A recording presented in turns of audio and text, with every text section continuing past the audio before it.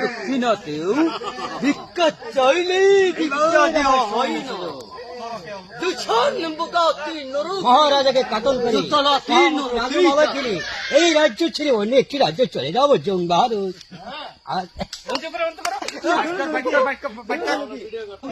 আবার করছে দর্শি বিরাট অগুদ গ্রাম জগৎ ভাই অবন্ত যদি তরিও না থাকে গঙ্গা সাগরও পারি দিতে জানি। বড় জন্য প্রশ্ন থাকে